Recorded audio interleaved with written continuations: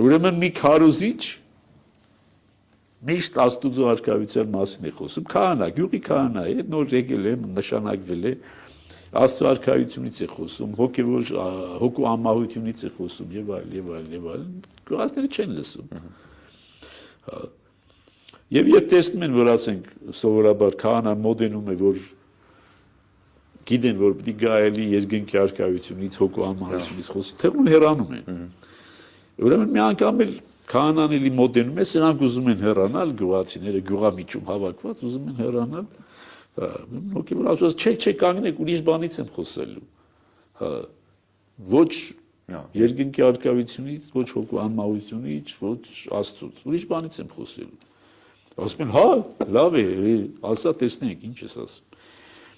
Ասում եմ, մի մարդ ասում է, իր հարևանի էշը վարձեց։ Եվ իր արդում աշխատացնում էր էշին, եւ հարևանն էլ հետևում էր, որ իր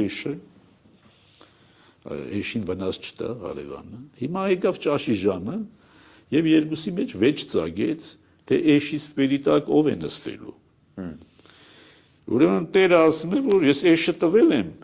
վարձով, բայց ստվերը չեմ տվել, ստվերը իմն է։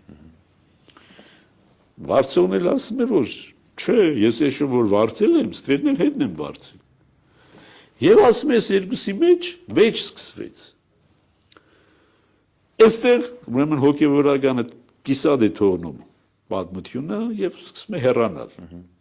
Ժողովուրդը ասում է, սպասի, ինչ եղավ, վերջի ինչ եղավ։ Այդ վեճը ինչպես վերջացավ։ Մարդը շուռ է գալիս, ասում է,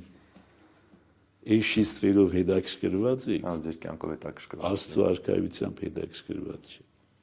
Շատ խորը պատմություն է։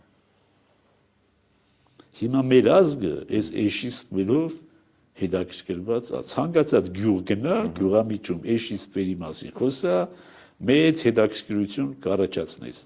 Խոսի Աստծո արքայությունից, մարդիկ կձանձրանան։